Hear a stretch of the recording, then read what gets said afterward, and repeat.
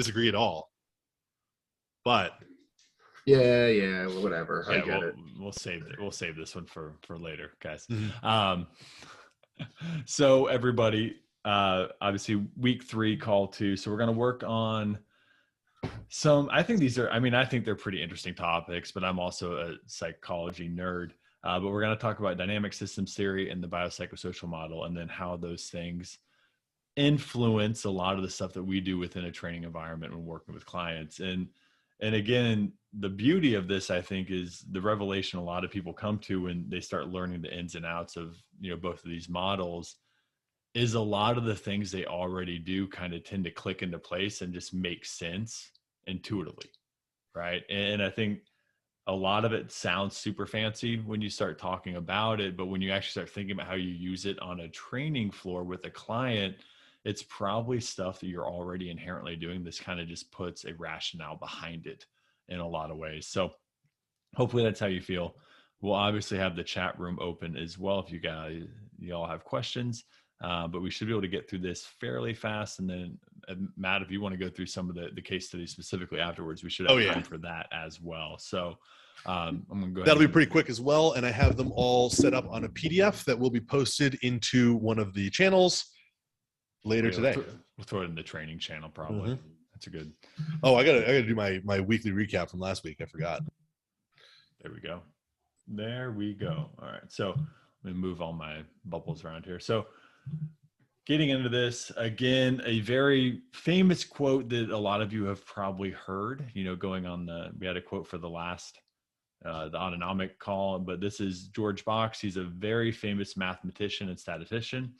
And his big quote is, all models are wrong, but some are useful, right? And what we're really talking about here is the context that is being applied to the model is going to validate the model or invalidate the model, right? So conceptually, a model is going to be, useful in a lot of different environments in a lot of different situations, but not all environments in all situations, because there are too many other variables within those environments and situations for the model to account for. It's not going to be that specific. And what we usually see in the fitness realm that I think this probably has the most carryover to is a lot of the systems that we work within, right? So if you guys go and you learn, the FMS or FRC and the FRA or PRI concepts or DNS or Olympic weightlifting or whatever, any of these weekend certifications, you are going to learn a model taught by that system, but you're not going to get the context of individuals that are being applied to that model, right? So that's where, again, the utility of the model is it's probably going to point you in a direction and give you a little bit of a roadmap. But where it might go wrong is when we start talking about specific interventions and how those things are applied, because the context might not be the same, right, for every individual. So that's where you have to be a critical thinker. That's where you have to go through the process of really being objective and not just doing what it tells you to do step by step. So when we talk about this, when we talk about different variables being unpredictable within a system, we're typically talking about something that's going to relate to dynamic systems theory, or DST, right? And this is where I wanted to make sure that you guys got as much information as possible. So I did a lot of typing on these and just really wrote out everything, right? And so we look at probabilistic outcomes, right? So everything, every choice, every decision, every variable that we come in contact with lies on a continuum of probability, right? From being a very low probability outcome to a very high probability outcome. Nothing is absolute, right? There are no zeros or hundreds. If we're looking at a continuum of zeros or 100, there are only levels of probability based on the interactions of the variables within a system, right? So this is what we look at. The different variables within a system and how they interact with one another contribute to the probability and the probability errors to the first, second, and third order consequences, right? So that's even beyond, right? So what we look at is the difference between a first, second, and third order consequence, and then onward onto, again, fourth, fifth, sixth, whatever, is when two variables collide, we have outcomes, right? And then those outcomes then influence the paths of other variables. That would be a second order error, right? And then those outcomes influence the variability or the variables within another interaction. That's going to be a third order consequence, right? So these things multiply as they happen and get larger in scale, right? And that's kind of where you start looking at like things like the butterfly effect. If you guys have ever heard of that, right? Where a butterfly flapping its wings or something happening within, one frame of time can greatly influence larger things over time, right? And you kind of get a snowball effect as far as like what that influence looks like and what the probability of those things look like that it's impacting. So what are the variables that we as coaches should consider when addressing our clients and programming for them, right? So we want to look at this at the level of coaching, because that's what we do. And the things that, we consider are task demands, right? We have to understand what's happening for the individual based on their actual goals, right? So if we're working with someone who is a strength athlete versus somebody who's an endurance athlete versus somebody who's a weight loss client versus someone who's coming out of a rehab, we have very different task demands based on those goal selections, right? And we have to take those into account. We can't just slap a intervention strategy that we learned on a weekend certification on all 4 of those client bases without considering what those people are trying to do, right? Next up is going to be the individual's ability respective to those demands, right? So again, the demands give context, right? So if we're looking at a strength athlete and endurance athlete, we have to look at their abilities based on absolute strength within the constraints of that person's sport, right? So a power lifter versus an Olympic weightlifter would have very different constraints based on the actual lifts being performed, right? These things have different standards, they have different techniques, et cetera. They have different, again, even like physical and physiological demands, biomechanical demands, et cetera, based on those, right?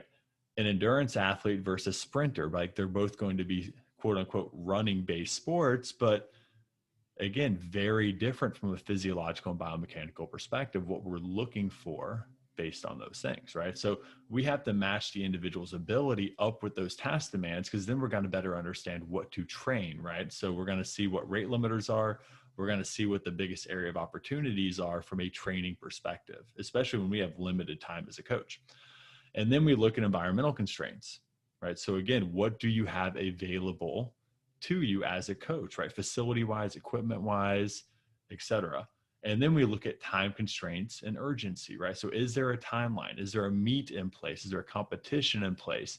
Training frequency, client availability. Does this person, are they able to train 5 days a week or 2 days a week, right? That's going to impact your programming. That's going to influence how you set out sets, reps, blocks, whatever, right?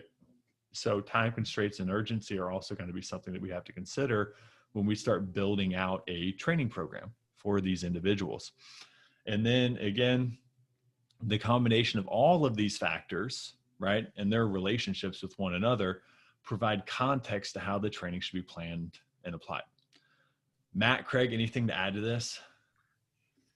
I think the most important one that we want to look at there that I think is everybody knows is the most important one, but nobody really kind of, or at least in my experience, people don't act like is the most important one, is going to be the time component and the time constraint, right? Because if we're looking at this, one of the biggest things that we want to make sure that we're doing is anything that we are doing with our potential clients or with the people that are working with us ends up being time bound. And the reason why we want them to be time bound in some capacity is just because if we can make sure that they are a time bound thing, we're looking at making sure that they get done in a respectable time period, we can ensure that the people will be a lot more adherent to the training programs, right? Like nobody ever, that's why like if you watch powerlifters or you watch people who decide to do like a mock meet or something like that, or people who decide to start getting serious about like lifting and trying to get stronger by a certain date, you watch their progress accelerate significantly faster because there's urgency built in.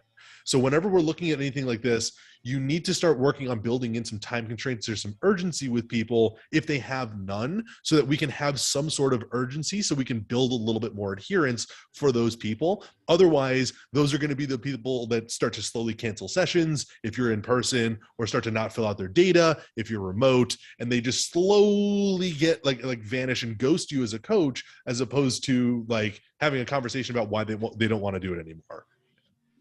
And I think even looking at that from kind of a different angle, but it is going to tie in, is time constraints also force a coach to prioritize interventions and applications of training, right? So again, when we start looking at this on even like a session level, right? If you're training people for an hour, that's going to force you to prioritize what's going into that session and what you want to get out of that session from a coaching perspective and from a client participation perspective, right? When you're looking at frequency within the week, right? Same thing.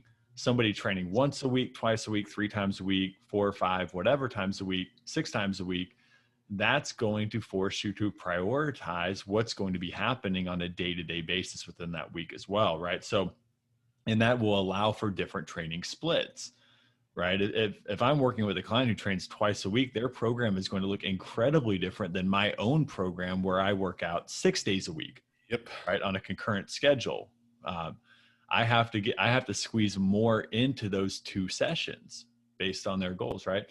And then we start looking at like a macro cycle. And that's where we start looking at something that's very time bound and creating urgency on a global level, where now we're saying, okay, I have a goal selection that in 4 months and 16 weeks, I'm competing, right? That's a very different schedule than looking at somebody who's maybe not competing until next year, or somebody who's competing in a shorter time frame and they're trying to rush that process and increase frequency or increase urgency, right? So urgency drives prioritization, number one, and it drives really your progression model when we start looking at intensification or accumulation as well when we're writing those programs. And I think that's something a lot of coaches, like Matt said, inherently we know these things are important, but I don't think we always realize just how much influence they have on everything that we do from a training perspective. Because, and this is where, you know, when I'm looking at coaches or communicating with coaches that are really like focusing on sometimes just the minutia, right? That tells me right now that there's probably not a lot of urgency happening within their program if we're really that worried about like a 3-degree difference in vector angle or something 100%. Of that nature, right? Like that, because in the grand scheme, it's like, okay, if I'm training for something and outputs matter, a lot of this stuff goes completely by the wayside. Yeah. Right. And I think that's where, that's not a bad thing. Like, I don't have a ton of urgency in my program a lot of the time, right? Once or twice a year it increases, right? Some people are always training for something, for a performance-based goal, and they have like their in season is longer than their off season, right? But it is something that we have to consider when we start communicating with other coaches and seeing what they're doing and how they're setting up their programming. And a perfect and easy example of what we could do when we're looking at somebody who has an urgent time constraint versus somebody who doesn't, and the way that I would like look at coaching them both differently, is that right now Craig is about 3 weeks out of a meet. So I haven't done a form check on Craig in about 2 weeks now, because I'm not going to tell him to change his deadlift technique or his squat technique or his bench technique when he's 3 weeks out. Like, that's just going to tangibly make him worse. There are not many things that you can do at this point that are going to make you stronger. There's a whole lot of things that you can do to make you weaker, right? Whereas with Kyle, if he doesn't really have many general goals and he sent me a video of like of a movement, he's like, hey, does this look like shit? I could be like, hey, here's the things that I would look at changing with this, because he doesn't have the same urgency and time constraint that Craig does, who's competing in 3 weeks. Yep. 100%. Past demands are very different. Sets context. Urgency demands are very different. Sets context. So again, these are things that these aren't necessarily listed in order of importance. They're just what we consider above all things. And that, I mean, honestly, that is kind of the order that I look at things in, but they could be flipped for sure.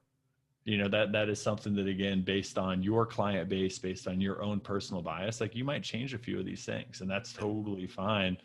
but I think it is important to consider all of these things at the same time. I would almost, honestly, if I was looking at this one, what I would almost do is almost make that like a bar graph where the time constraints is just like an outline of the entire thing, where it's like they all matter and time constraint, because like time is going to mess with your task demands, your individual ability, and your environmental constraints as well. So like looking at that, I'd probably say that like that one falls under every single category as well, just personally. No, I wouldn't disagree with that. Not at all. So a nice little graphic that I think, again, kind of explains DST a little bit within the context of, I think it applies really well to training, and it kind of applies to that last slide, right? Where we have kind of your base model of, again, task, environment, and organism, right? So we would be looking at task demands. The organism itself would be the individual's ability respective to the task demands. And then the environment would be how the environment influences both of these things, right? From a physical, physiological, psychological, cognitive, right? All of these levels. And then as we start looking at taking this person through, right, the actual perception and action of training, then we land with our actual goal, right? So we have to take the person and all of these things through the training process, which, again, we'll talk a little bit more about the perception of training with the biopsychosocial model, but perceived task demands are also important. And then the actual action of the training itself, right? These are going to be cyclical. Then we actually have our movement goal, right? We've got the goal, we've got goal completion happening, right? So this is going to be a little bit of a graphic, again, a very simplistic one that doesn't have converging variables and all of these things. Like, the reality of it is, if we are looking at a really dynamic system, and probably more the training environment, this line would be much longer, and we would have a lot of very overlapping arrows through this process.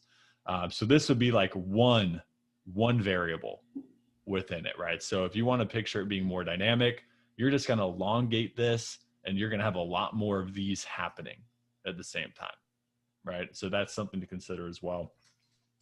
But I like the picture. I think it makes it make a little bit more sense, especially on the training side of things.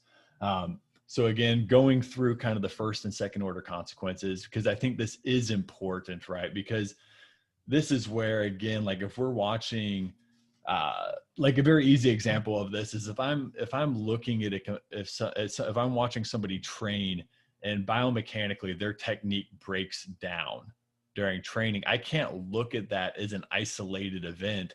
I have to look at how loading and fatigue and psychological pressure and environment, like all of these things all stack up to create, you know, the technical breakdown or whatever I'm looking at happening, right? You know, so again, like I have to look at the causes, right? So first order consequences are the immediate outcomes of converging variables, right? So that might be intensity and fatigue. Load and fatigue might be the converging variables that's happening there, right? Or that might be that might be morphology and load would actually probably be even a better example of first order consequences there, where I've got somebody who's, you know, very tall, very long femurs, whatever, squatting, and we've got load being applied to that. And then the second and subsequent order consequences are the resulting outcomes created by these. And that might be where fatigue comes into play, right? That might be like a hot chick walking in the background and he catches a view of her in the mirror and breaks his concentration. I don't know. It could be a lot of different shit happening. That's why a dynamic system is a dynamic system, right? 2022, somebody could have walked in front of your camera when you were filming. Son of a bitch, right? Just ruined the whole thing. Ruined it. Have to do my last set over again, even though I'm completely fucking fatigued because you ruined my picture, my video, right? So when we start looking at these things, we start looking at first and second order consequences, right? We have converging variables, and then we have the consequences being lined up with more converging variables, right?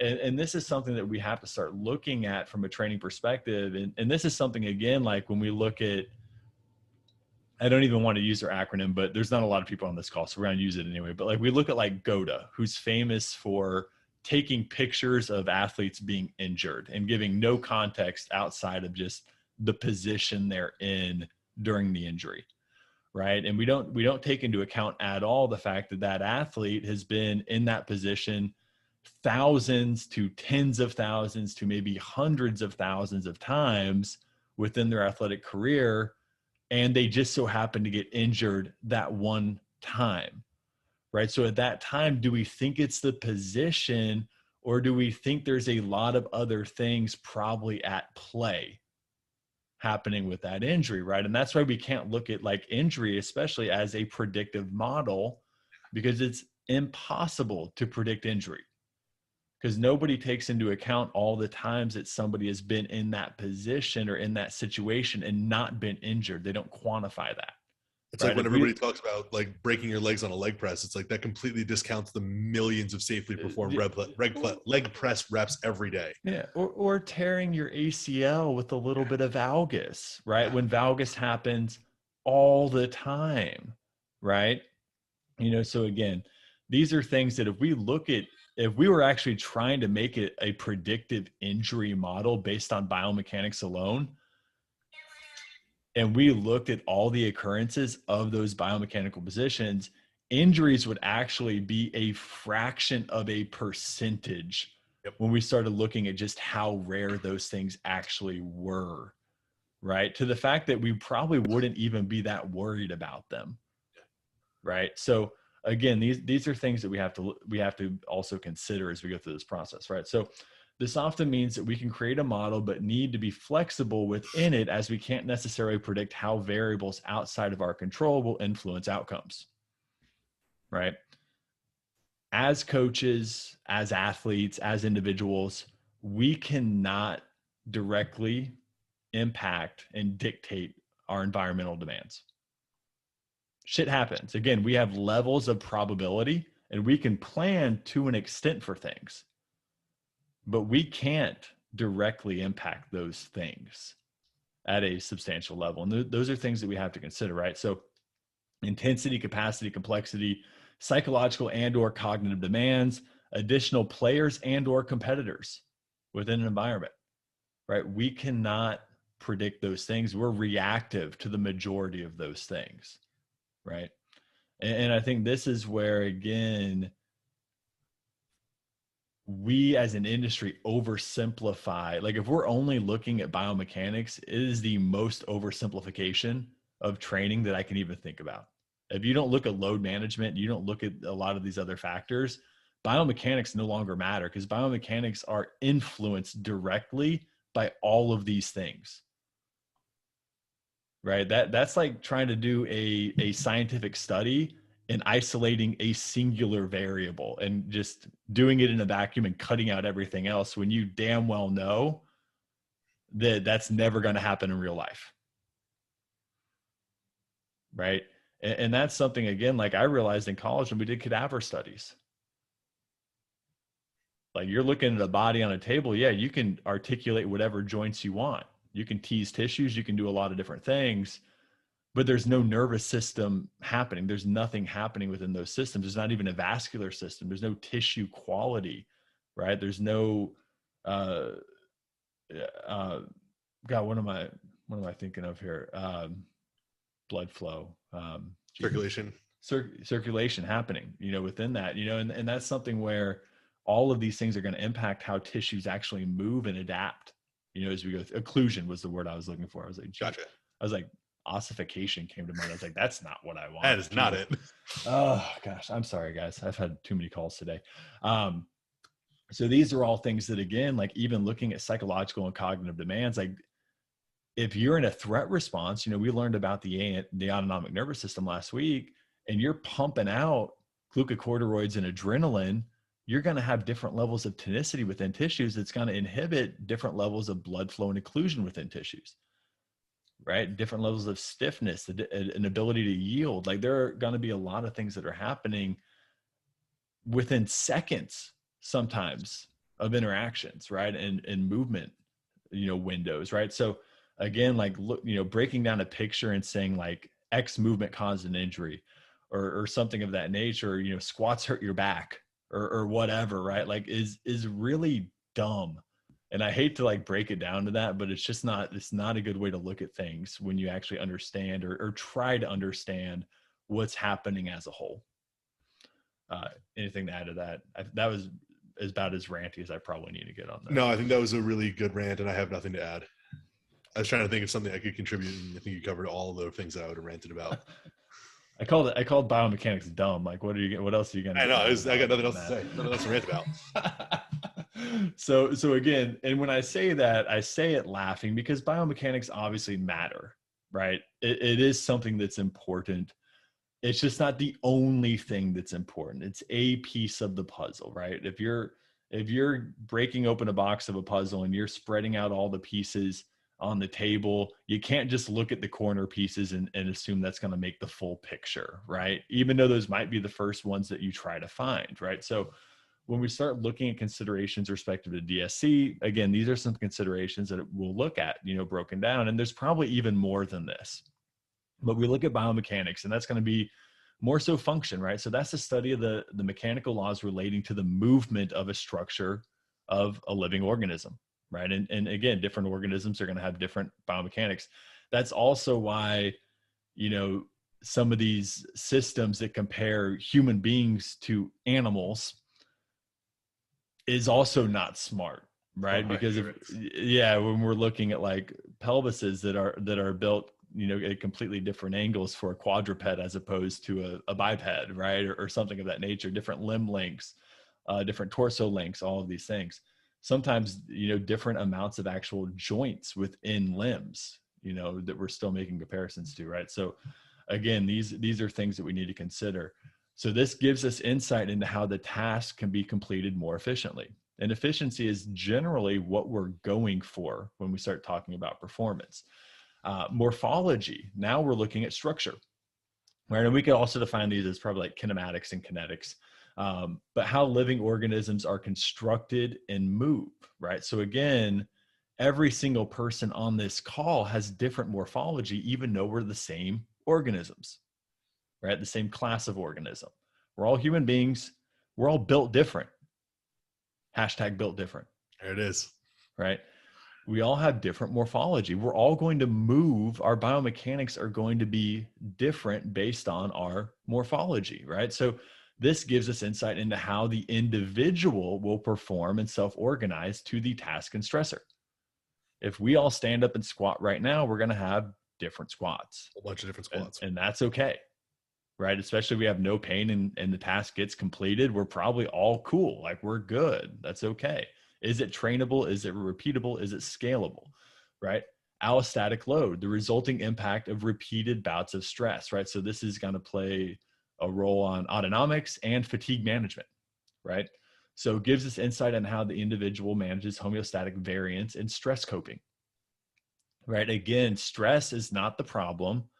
Your ability to cope with that stress is typically the problem, or inability to, right?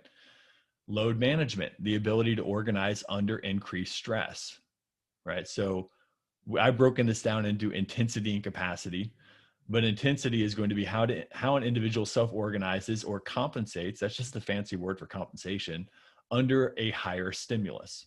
And then capacity is how an individual compensates under repeated or accumulated stimulus, i.e. fatigue, right? And then we look at threat response, and this is going to be a little bit more psychological and perception based, but ANS reaction to novel or threatening stimulus, right? So again, we take into context previous exposures, success, failure, injury history, et cetera, are going to influence our perception of a task. And then the context of the exposure, again, even looking at training, comp, et cetera. Like as a college athlete, I was a fucking practice superstar.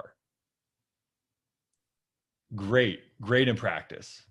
One of the best players on our team in practice. In games, not so much. Not at all. Was not successful, right? Again, that was a psychological or psychosomatic issue that I had relating to threat response. I would freeze up, right? So could that relate to the context of exposure? Absolutely. Could that relate to previous exposures of failure potentially and create a vicious cycle? 1000%. Right. and even people coming off injury rehabs, that's a whole lot of like, one of the things that we see a lot is you're probably not going to be completely rehabilitated, even if you're structurally sound, until you actually go back into competition and succeed. Yeah.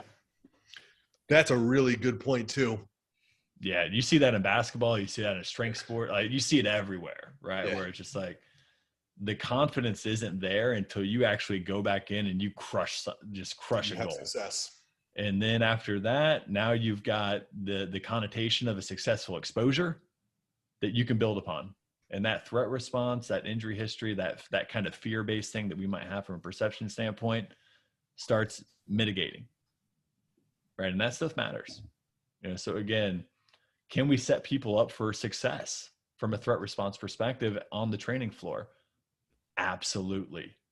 We definitely can. We can program people to accumulate wins through the process, to start building up successful exposures and decreasing threat response. Yep. 100. That's graded exposure. That's linear progressions. Simple shit that we talk about all the time. Right. So love to see it. So again, these are some scenarios that, Matt and I talk about quite a bit. We mentioned this even in the last presentation we did when we were in London. But this is where, just looking at biomechanics only and not looking at some of these other things might lead you to some false negatives or false positives, right? So looking at individual tests. So an individual will test a full range of motion passively, like on a table, right? But struggles with full range of motion when loaded. And I don't have the chat open. Matt, do you have the chat open? I do have the chat open, yeah. So is scenario number 1 a mobility issue or a strength issue? What's the rate limiter? What is the rate limiter of scenario number 1? How much are you guys paying attention? I pulled it up now. Anybody? Christian, there we go. Frankie, there we go. Taylor, yes. That's a strength limiter. The rate limiter is strength, right? Intensity, even if it's just gravity or load, is a rate limiter based on their movement. Yep. Right? Scenario number 2, individual has a moderate training experience in middle distance running and has remained pain-free for years, but begins suffering from Achilles tendonitis when they begin training for longer duration runs. Is this a biomechanics issue or a capacity-based issue?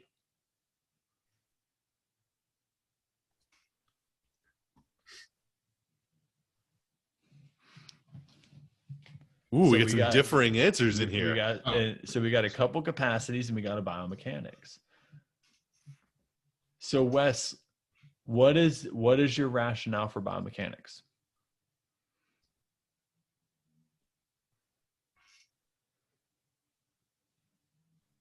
Try type.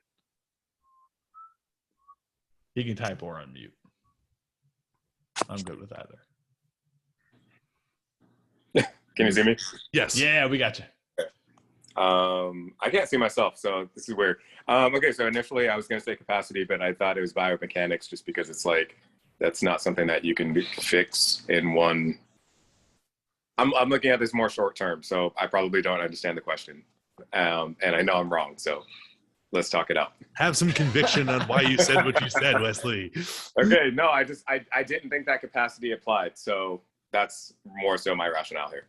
Yeah. So the argument that I would make there is we're increasing capacity demands with longer duration runs. So we're looking more, not so much at aerobic capacity, but tissue capacity. Yep. Yeah. Right? Okay. So this might be where if we're looking at the structure of the foot, Achilles, ankle complex, and somebody's been running, say they've been running like 30 miles a week, right, for the last 5 years. So that would be kind of a middle distance accumulation over the course of a week. You've got some shorter runs, you've got a longer run, whatever. But they've now started like marathon training, and they've increased their weekly mileage to 50 miles per week. And all of a sudden they start getting some flare-ups in their Achilles, right? So that's where, for me, the biomechanics of running probably isn't changing that much, but the mileage is almost doubling.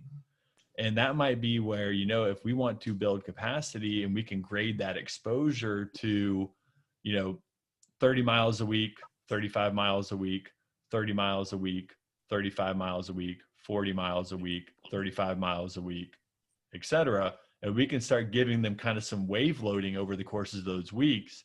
We might give that somebody the training in the capacity, you know, training to meet the demands over time rather than just increasing their mileage straight up.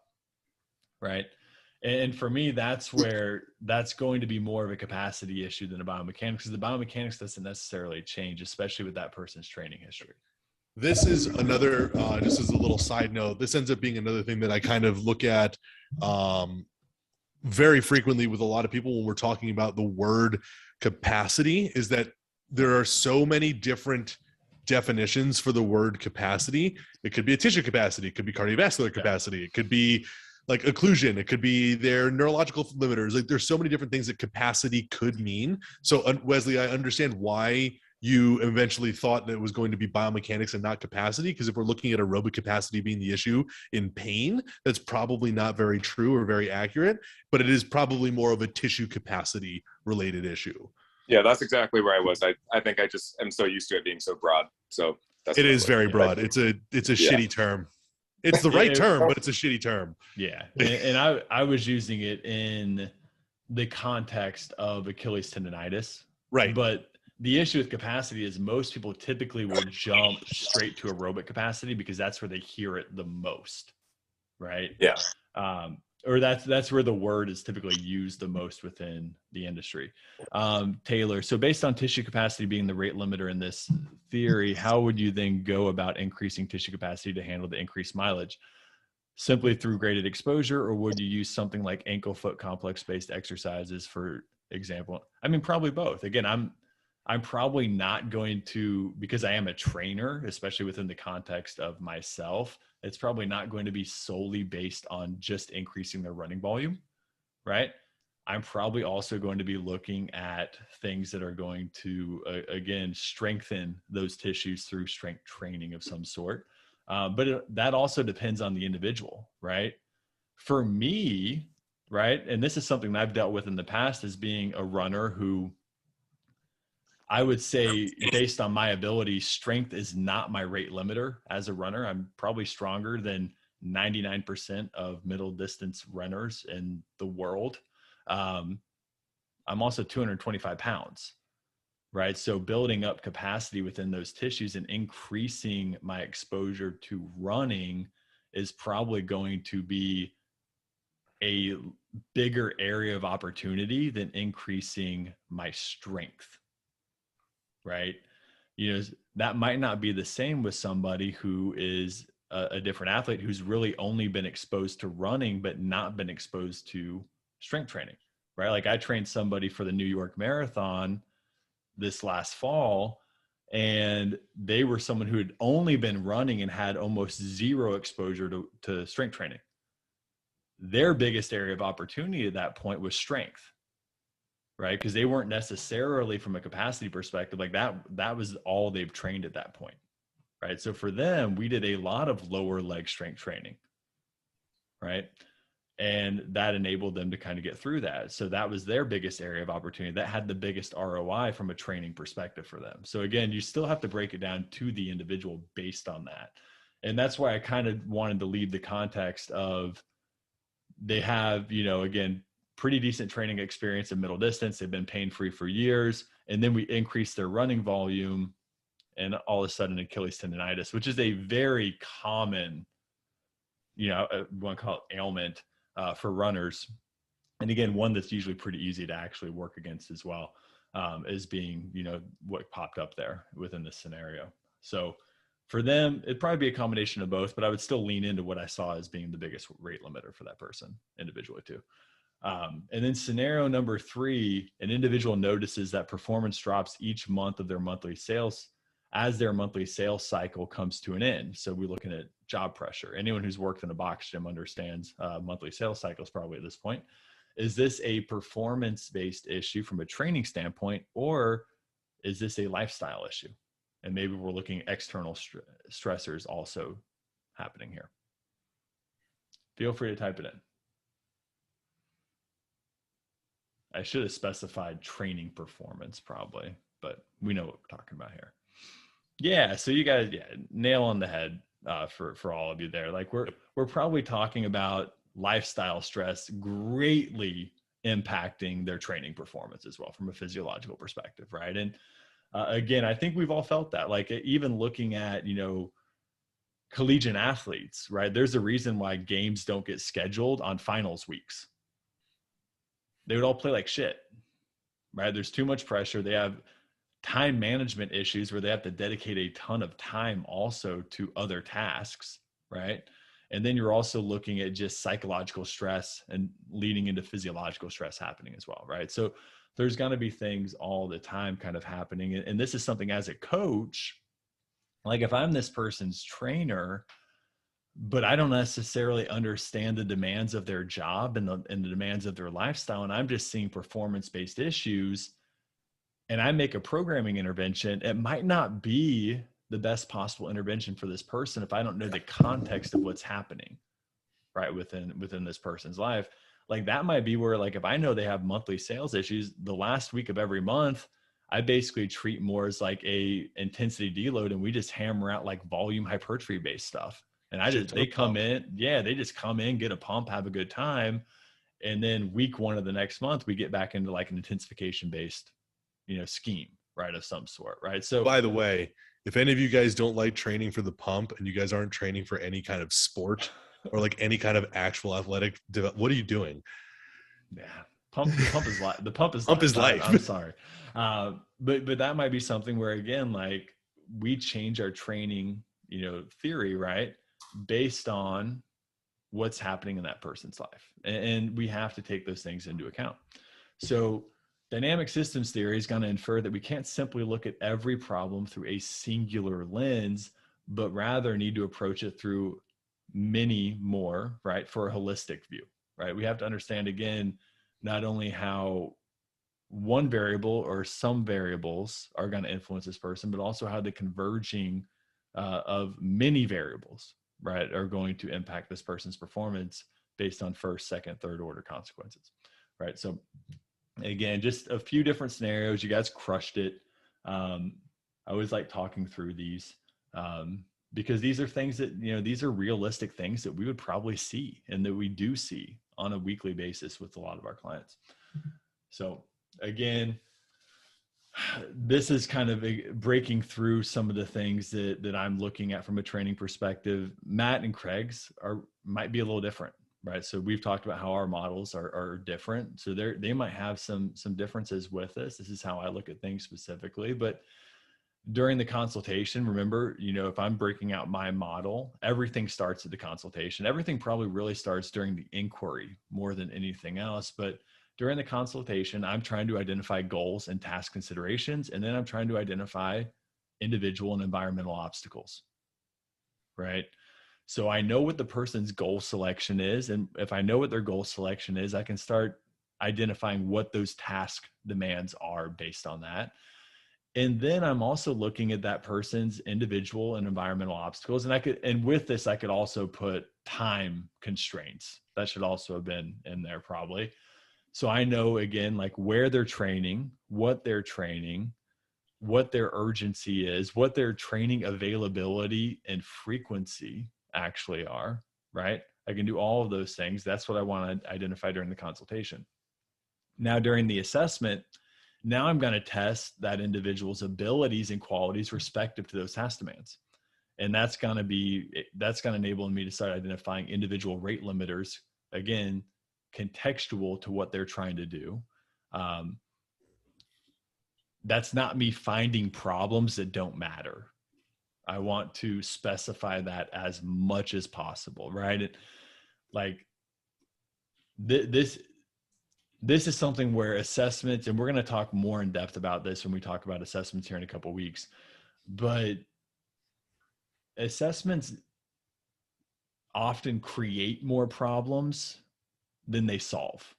And as an industry, I think some of that is on purpose, right? Because again, that creates need, and that creates a level of dependence, in a lot of ways, right? So we want to make sure that if we're assessing something, we're assessing things that matter. And if we are looking at limiters within those variables or those qualities, we need to understand that they matter, right? And the example that I've done in the past, even when I was teaching coaches during onboarding, right, this is way back in like the FMS days, where I was teaching FMS in the NASM OPT model to coaches.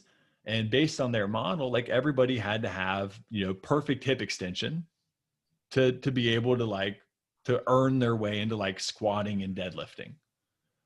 And, people were really big on that. And then I would get a group of coaches in a room, 50 to 100, and I would have them raise their hand and say, hey, how many of you guys on a weekly basis squat and deadlift? All of their hands would raise up. And then I would ask, how many of you have full hip extension, which is negative 15 degrees, by the way, right? And I would get not all the hands, usually probably 25% at most of the hands. Like I don't have full hip extension. Oh, Matt, do you have full hip extension? I'm not even close. Cool. And we'll pull 810 in June and it doesn't fucking matter. Yeah. Matt deadlifts 800 plus pounds and doesn't have full hip extension. Does it matter that much? Is it something that we would ever pull him back from his training to try to fix or quote unquote correct? I actually pulled 705 2 weeks ago with no hamstring or hip extension at all. I quad and low backed the whole thing. It was great. Yeah. So again, I was dealing with a hamstring injury and a quad injury. And I was like, let's just fucking go for it. It's just looking at do these things actually matter? Does this standardization or level of standardization matter to this person based on what they're trying to do? Or do I have a much bigger ROI on just getting this person moving and training rather than putting constraints on their movement and training, right? So again, these are questions you have to ask yourself as coaches. Exercise selection, now we're looking at biomechanics. So this is going to be specificity versus variability, which is really just specificity in multiple directions. What am I focusing on? How specific am I getting within the exercise selection process? How much specificity is built into their goal? Or is it fairly general, right? The programming itself is where we're going to get into application of stimulus or stress, and that's going to be load management. That's where we're going to juggle the old volume versus intensity relationship. And we're going to go through different accumulation to intensification, phasing, and progression models based on that, right? Retesting or integration, again, specific assessments and proxies. That might be retesting a table test or a performance-based test. And then we've got daily or sport integration. And that's going to be, again, watching them do the thing they're training to do, right? That might be a basketball player and looking at their performance getting better. That might be somebody being able to walk up steps without knee pain. Is the thing you're training for getting better on a daily basis? That's going to be your integration. Anything to add there that you might do different, Matt, based on your popular? Yeah, just different. I would not do anything different. Different context, but same concepts, right? I would, I mean, that's the nice thing about this is what you've done is make it broad enough that it becomes very easy to apply to any particular person's goal, because we're not talking about anything super specific. We're just talking about the specificity of the exercise selection versus the variations of exercise that we're going to use. And if I was looking at that with my population, I'm using specificity as their main work to get them to push up a bigger total, and their variations is stuff that are going to contribute to their total. So looking at things that are going to build the requisite muscle tissue, build the skill of the movements if we're looking at more barbell specific movements, or build other things, and then looking at it through a capacity, through a load management lens to allow them to optimally progress until the point where we need to actually deload them a little bit, because deloads are important, to give them a break and give them the ability to super compensate into a next training cycle. So I wouldn't change shit. Well, even an example of this with the actual exercise selection that maybe not as big now, but I'd say like 5 years ago, remember when leg extensions were the devil because we never are really in that position during sport? Oh God, yeah. And then everybody, Right. My favorite thing was that all physical therapists use them exclusively for rehab, and they're like, never do it ever other than that. Yeah, and like trainers, like especially like during the quote unquote like functional trainer The functional age. hype, right? like leg extensions were the worst thing ever, because it's, again, outside of like one part of front side mechanics, like really early, basically late swing into early stance, we're not really ever in that position and stressing the quad that way. So they were deemed like non-functional. But at the same time, if somebody has a rate limiter and the quality, you know, tissue quality in their quads, that's the most direct path to drive blood and metabolites and occlusion and all of those things into tissues, right? So again, like, are they functional as an integrative movement, you know, perspective? Maybe not that, you know, quote unquote functional from that context, but are they functional from working on tissue quality and strength? Fuck yeah, they are, right? So again, we have to look at these things within the context of why we're doing them and what we're doing them for. And, you know, that's where like training doesn't always have to look exactly like the movement in the movement series that you're training for from a biomechanical perspective. And we have to understand that as coaches too, especially when we get into looking at tissues. So getting out of DST, getting into the biopsychosocial model. I'll speed this up a little bit, Matt. The BPS, we're good. I mean, the case studies will be easy to introduce. Okay, so this is a treatment model that accounts for not just biomechanical and physiological traits, but also those that stem from an individual's behavioral, psychological, and social variables, right? So not just looking at, you know, muscles and bones and energy systems, or, you know, bioenergetics, but also looking at psychological state, cognitive state, and expectations, right? So these are things that we have to understand as we're working with different individuals within the training context. So biological factors include age, sex or gender, ethnicity, existing medical conditions, morphology, biomechanics, etc. Right? There's probably more there. And then as a subset under that, we've got behavioral factors that include lifestyle, nutrition, stress regulation, and management. So coping abilities. We have psychological factors that include threat response, levels of hypervigilance, self-doubt, perceived outcomes, and self-efficacy. Again, probably some more in there as well. You could probably look at, again, threat response would also get into anxiety and depressive episodes potentially from that perspective. And then we have social factors that include cultural, socioeconomic, social support, and family dynamic issues and variables, right? And even more, like different relationships, basically.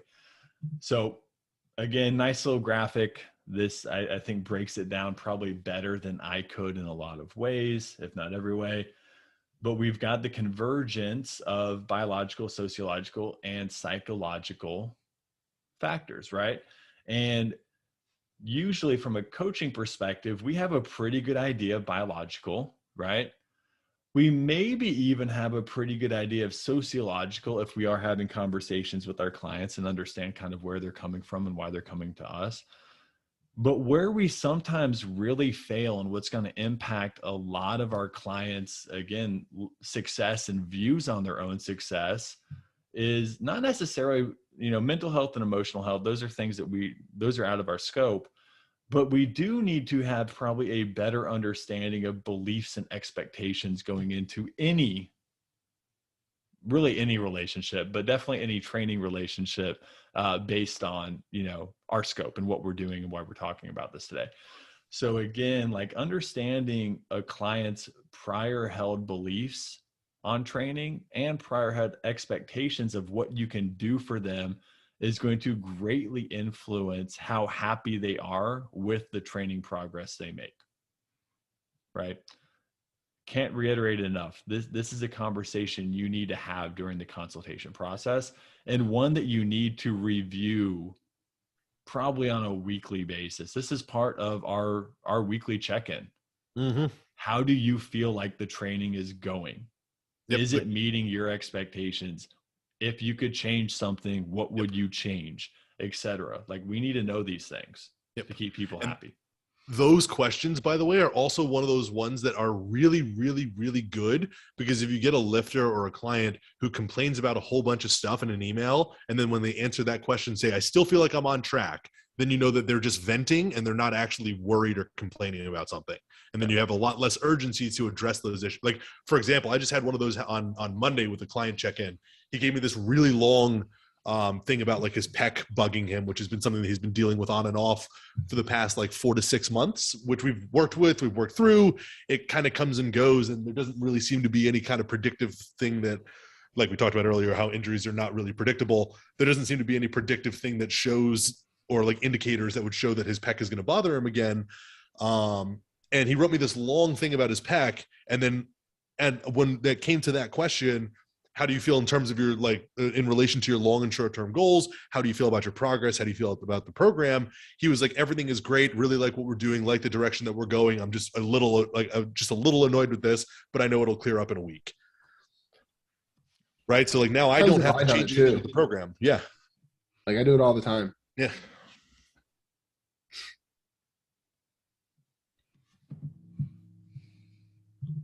Right. So looking at, again, just deeper into considerations, right? So one of the things that we need to consider as coaches, right, are the outcomes based solely on rational ideas and biomechanical interventions, right? And again, I think emotionally, based on a lot of our biases, coaches will often say, yes, right? Like if I apply this intervention to this individual based on this problem, they'll get better. But at the same time, rationally, we know that these things work on a varying degree of level, right? To sometimes they don't work at all, to sometimes they work fully, right? Or very close, right? So we need to also understand that like our outcomes are determined by so much more than the actual exercise selections and interventions that we choose for our people, right? So does your client's preference and enjoyment factor into their adherence to programming and or training, right? Does it influence their intention to the actual training? Because I'll tell you right now, like the majority of people that I've worked with, and even myself, if I like doing something, I will do it better. Mm-hmm. Like 10 out of 10 times, right? And I think that's where, again, like, especially when we look at clients who typically aren't as biased or disciplined into the training realm as coaches, they most likely definitely need to enjoy what they're doing, at least to some extent, to where it's tolerable, right? So again, are they training for performance or health, right? This matters. Like that's going to change the level of specificity that you need. Like if Matt's working with the power lifter, like they need a barbell back squat. They need to know how to do that shit, right? Like that is a very specificity driven pattern for them and exercise selection for them, right? If they like doing it, they'll do really well with it. If they don't like doing it, they're probably picked the wrong sport. Yep. In a lot of ways, right?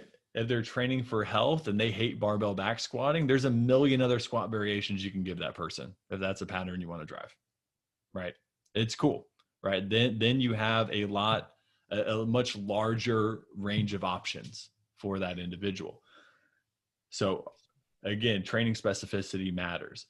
Are they outcome or experience based, right? Again, levels of specificity will generally also entail more outcome based people, right?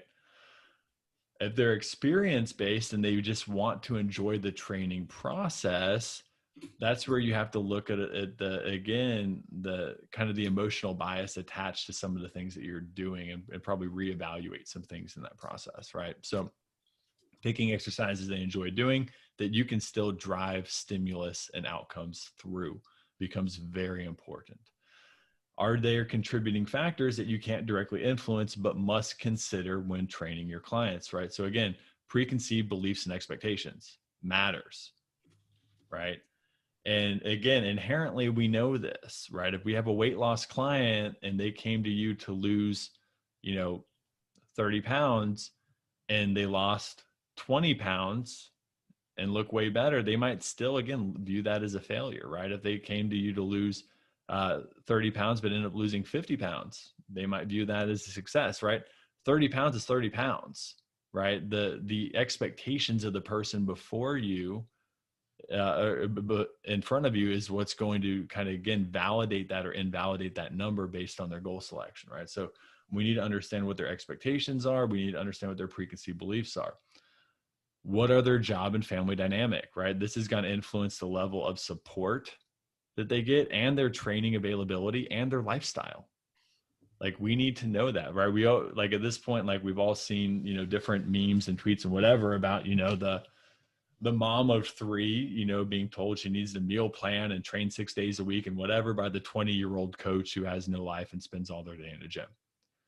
We know that's dumb, right? We know that we have to work around somebody's schedule. We have to work around their lifestyle, and we have to make our program fit what they're actually able to do as well as we can. Right. So again, you see this with athletes as well. That's why off-season and in-season programs vary so differently. You have, again, a different level of impact on that athlete because you don't see them as often in season as a strength and conditioning coach. They're spending a lot more of their time practicing their sport and playing their sport. In the off season, you can train almost as much as you want, you know, based on that, right? So again, their availability is very different. And then their actual support system. So look at their social support, look at their relationships. Are they being supported? Are the people around them supportive of their goals, right? I personally have worked with a lot of weight loss clients, especially in the past, whose own partners and family were not supportive of their goals. Oh, that makes it so hard. Right? Because they also needed to lose weight, but they weren't willing to go through the process. And nothing makes people feel worse about themselves than watching somebody else succeed. Yep. Right? So when you have somebody who's not being supported by the people they're closest to, can you help create a different support system for them, right? That's where I would connect them with other clients of mine who had similar goals and were on similar tracks, right? And they could have like a buddy that they could text and talk to and potentially even meet up with outside of sessions to chat about the process and what they were going through, right? So again, there are a lot of things that you can do socially to help that person potentially. Maybe you can talk to their family and friends, right? Maybe that's a referral network waiting to happen if you're really good at reframing this stuff. I don't know. I've also gone as far as to put clients in groups, or like have my clients meet each other and get to know each other as well. And it actually ended up working out really well. When I was in the East Coast, I used to have like clients come out and do like barbecues and like get-togethers at like a park or something like that, and it would always go over fairly well. Yeah, I think it's, building that out like is big, and it's also it creates a level of stickiness that's not dependent on you. Yep. Right, as well, because now that person is integrated and kind of entwined with other people that you train, and they have a social circle, they have a community that you're a part of, but you're not necessarily leading all the time, right? You're leading at more the individual level when you're working with them as clients. So again, impact of DST and BPS. One of the best quotes ever that applies to everything. And again, it's really the simplicity of the wisdom that's in this, but everyone has a plan until they get punched in the face. Yep. Right. And that's the difference between theory and action, right? Theoretically, everybody has a plan. As coaches, we write out a program, we have a model, we do all these things. And then shit happens. You have the perfect program, you walk into the gym and all the squat racks are taken and it was squat day. Your person only has an hour. You can't just wait around. You have to adapt, right? Your client comes in 30 minutes late to an hour session. Your program just fell to pieces. You have to adapt, right? So again, theoretically, everything works. In reality, not so much. And that's something as coaches that we have to understand and accommodate, right? If we want to do our jobs, right? So understanding how load and fatigue impact both tissue quality and biomechanics as a functional part of training. Again, you might have a client on a concurrent model and it might be high stim day and your person was up with their baby all night and slept for 2 hours. What are you going to do? What's that session going to look like? Right? Maybe they're in week 4 of a intensification phase and they're completely beat up and their performance is dipping. What do you do? right? How do you change that program? Do you change it, right? So understanding how additional outside lifestyle variables impact performance respective to task demands is as well. How do you measure these considerations, right? These are very subjective. I think what we found is, and again, like we've done a lot of the technology options in the past as far as like HRV and a bunch of other stuff.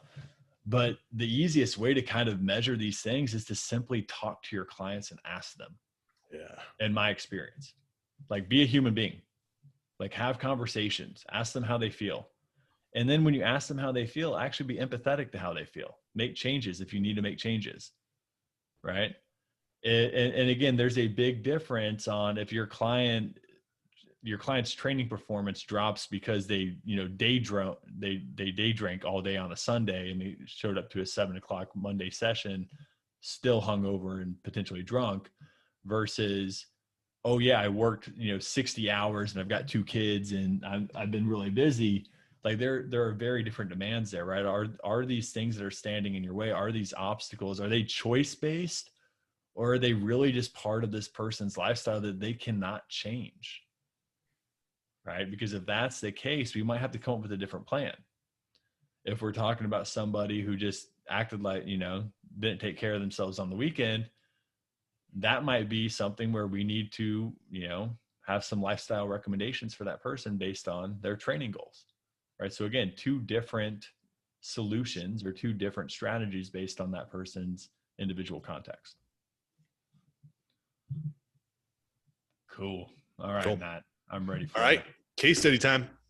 So I wrote up a little bit. I wrote up a PDF for you guys for the case studies, which we will be putting into the Discord today. But I put down the assignment date and everything like that. So right now you guys will have until 5/22 to get these done. So there's no real rush of them.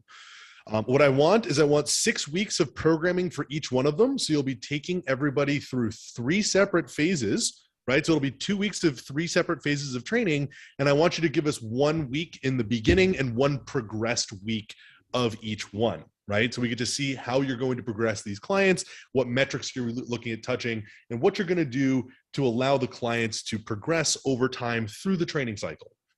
You guys want to write up a little bit of something about like why you've chosen the progressions that you've chosen or what you've done with it, you will definitely get extra credit. So here are the clients, and here's what we're going to be looking at, right?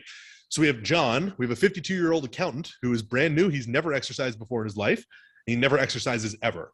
He wants to lose about 15 pounds. He wants to get a bigger chest and sculpt his abs.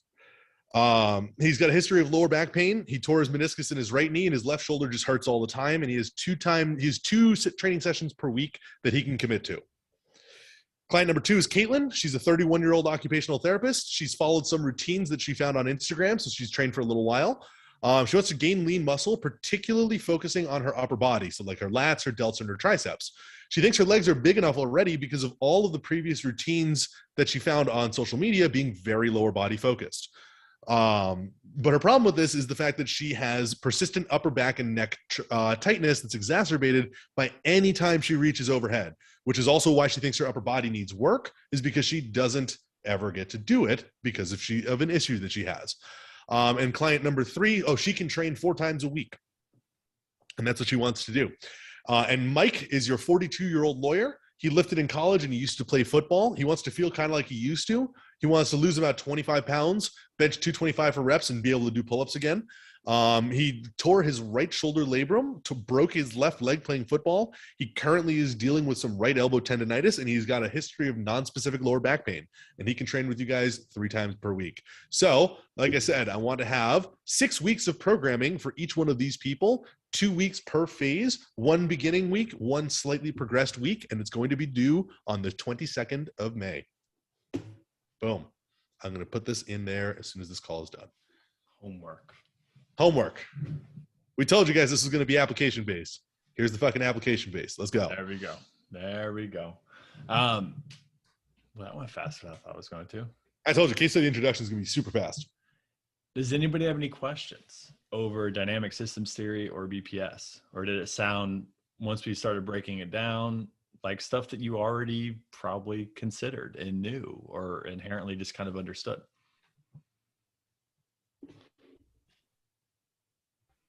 It's funny because I think that was my biggest revelation in like my psychology, like grad work, is I was like, oh yeah, just don't be a dipshit.